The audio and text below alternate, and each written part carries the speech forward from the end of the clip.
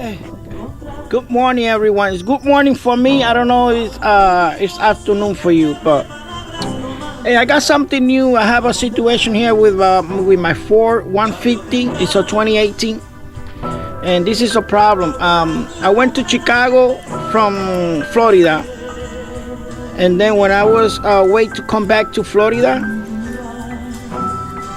I put a gas E85 in the Indiana area in Chicago. This price is dropped like crazy. It was $2.98, I believe. When the regular gas, it was $4.38. The regular gas 87. So I said, oh, let me put the 85, see how they're gonna work. But then I put that I-85 maybe 30 minutes after that. The check engines come in, stop blinking, and start having like a misfire. I check it out. I can't do nothing, so I drive all my truck all the way to Florida to home with that misfire. And then I got home, put the computer. They say I have a two misfire and two spark plug. So I replaced those spark plug.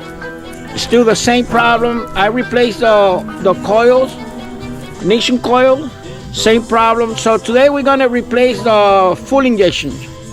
So we're gonna replace all 8. I'm not gonna replace those 2. I'm gonna replace all 8 full injection because if don't get damaged with that gas, I hope maybe the other one's gonna be damaged. So I'm going to replace all 8. So just remember, my truck take I-85. I'm not put I-85 because I want it. In my truck and the gas area, they say I-85. So I just try. Let's see if this gonna take care of my problem. I'm gonna replace the full injection ones. Okay. So let's see. Follow me on this. Okay. Don't go nowhere. I bought this one in Rock Auto. I bought 8 of this Motocross. I believe this is the original part they have. So let's see if it's gonna work or not. So I'm gonna start working on it, okay? And take all the parts and put this new one and see what happens, okay?